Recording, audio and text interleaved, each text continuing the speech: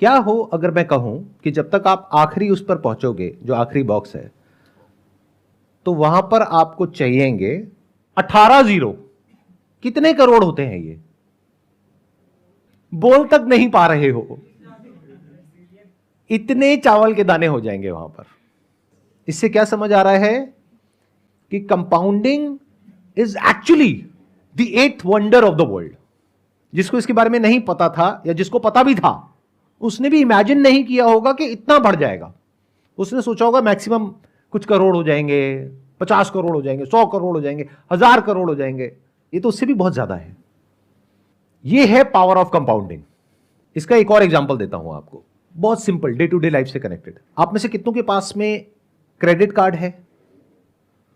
तो credit card पे आपको पता है कितना इंटरेस्ट लगता है, एक साल का या एक महीने का? Sir around 36%। 36% पर एनम, यानी अराउंड 3% महीने का। जी सर। यानी कि 10,000 रुपए आपने क्रेडिट कार्ड कंपनी को टाइम से नहीं दिया तो उस पर कितना रुपए लगेगा? 10,300। 300 रुपए सुनने में बड़ा लगता है, तो बहुत छोटा लगता है। अरे 300 रुपए से क्या फर्क पड़ता है? क्रेडिट कार्ड कंपनी बोलती नहीं है कि इसको ईएमआई में ब्रेक कर दो, बट उसमें कितना एक्स्ट्रा लगेगा? सिर्फ 300 रुपए। तो आप कहोगे अच्छा 300 रुपए तो है। इसका मतलब क्या है? आप कंपाउंडिंग को नहीं समझते हो।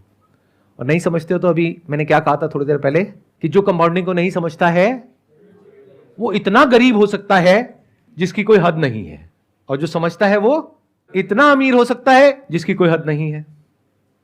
तो आप अमीर होना तो चाहते हो, क्योंकि आप इसको नहीं समझो तो आपके जो सारे एक्शंस हैं वो आपको गरीबी की तरफ ले जाएंगे। आप कहोगे 3% ही तो है, क्या फर्क पड़ता है? तो महीने का 3% मतलब साल का कितना हो गया? 36%। ऐसा आपको लग रहा है क्योंकि आप कंपाउंडिंग को नहीं समझते हो।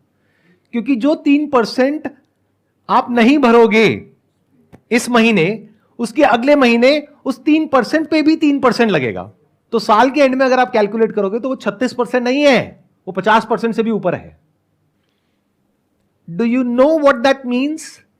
बैंक में अगर आप अपना पैसा रखते हो तो कितना इंटरेस्ट मिलता है? 6-7%। यहां कितना दे रहे हो? 50%। तो अमीर कैसे हो गए अंकल आंटी?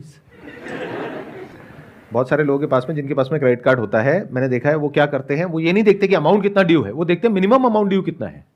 अच्छा मिनिमम इतना है, चलो ये पे कर देता हूं, बाकी का क्या हुआ? उस पर इंटरेस्ट लगेगा।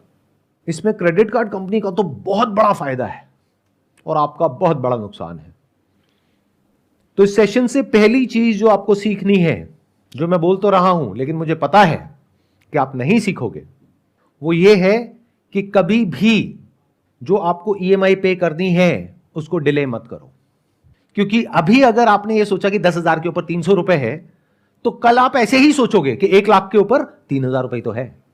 तो अगर आपको मेरी ये बात समझ आ गई है तो ये आपको बचाएगा गरीब होने से।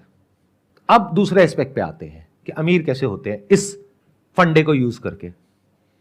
सबसे पहला स्टेप है, अगर आज आपकी एज है 20-22 साल, तो आपको क्या करना है? जो कर रहे हो वो ही करो, उसको अच्छे से करो, यानी कि पढ़ाई लिखाई।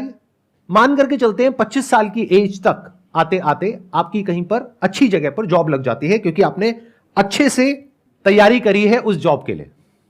ये हो गया जॉब सेगमेंट। दूसरा हो गया कि आपने 20 साल की एज से अपना कुछ करने की कोशिश करी, यानी कि बिजनेस। उसमें से 10 में से 9 फेल हो गए, लेकिन